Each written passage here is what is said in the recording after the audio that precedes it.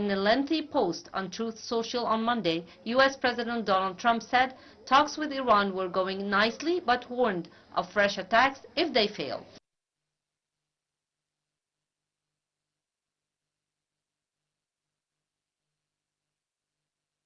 For more on this, we're now delighted to be joined over the telephone by our guest for the afternoon, Ms. Monica William, our international relations expert. It's a very good afternoon to you, ma'am.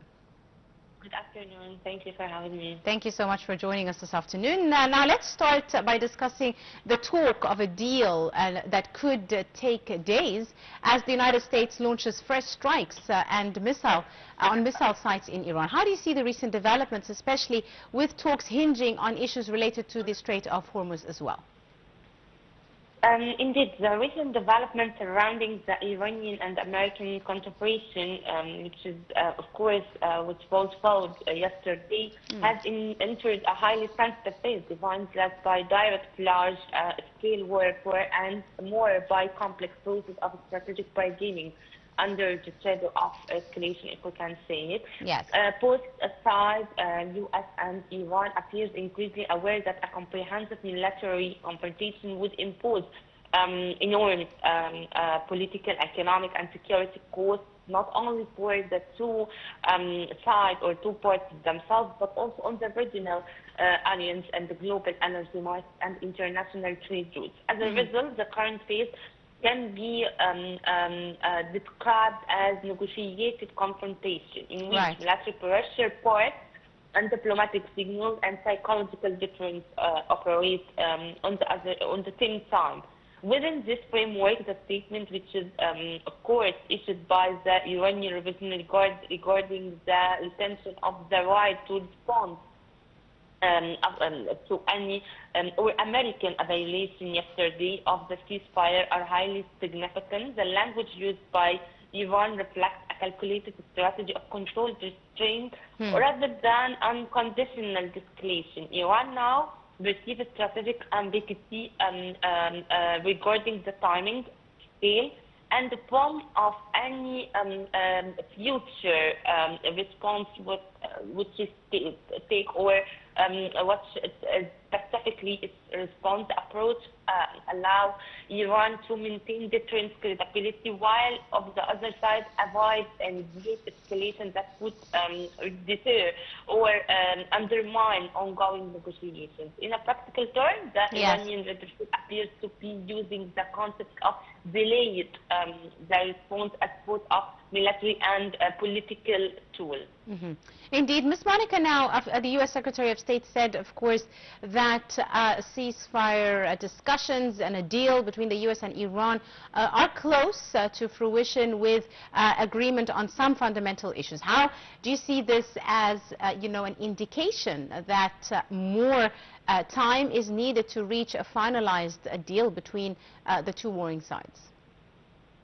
To reply on this question, we have to tackle with the American military operation, which started yesterday missile platforms and the Iranian naval assets near the Strait of Hormuz. Of course, it's southern Iran that U.S. continue to rely on the report to reinforce its negotiating position. The United States is attempting to project a dual message in this regard. First of all, that it remains willing to employ military power to secure maritime routes and protect its regional presence. And on the other side, or the second message is that this operation remain limited and defensive rather than the beginning of a full-scale war. So that this balancing act reflects growing awareness within Trump administration that previous military campaigns failed to achieve any strategic outcomes. On the other side, the issue of the Strait of Hormuz consistently emerged as a central pillar of the current confrontation. Statement by Secretary of State Marco Rubio, which insisted that the strait must remain open by any means necessary. He said yesterday that this extent view that maritime security is part of broader geopolitical balance in the Gulf, and for Iran, the strait also represents far more than a shipping tool. It's a strategic leverage point of capability of reshaping the regional power question as for. On the other side, there is a shift reflects deeper structural realities affect the American position. The war environment generated domestic economic and political pressure inside the United States, rising energy costs, inflation, concerns, which is of course reached 5%. This or the first part of 2026. So there is a lot of pressure, and on the other side, the dynamics in electoral consideration, which slowing the background, and the administration is under pressure to demonstrate this diplomatic diplomatic ties. Yes. Yeah. All right. So we'll leave it at that. Monica William, our international relations expert, many thanks for your time and your insight and for joining us this afternoon here on Nile TV International.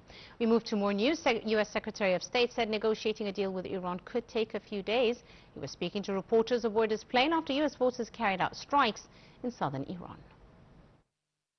Well, look, I think our position is well stated. The President had a very important, I think, historic call just a couple days ago with a number of leaders from the region. I think there's strong alignment and agreement on what a preliminary draft should look like. I think that, like anything with something like this, it's going to take a couple days to settle on, even down to the disagreements over a word, sentence. So we'll have to work through that. If there's going to be a deal, we're going to have to work through that. But this is, you know, it's either going to be a good deal or there isn't going to be one.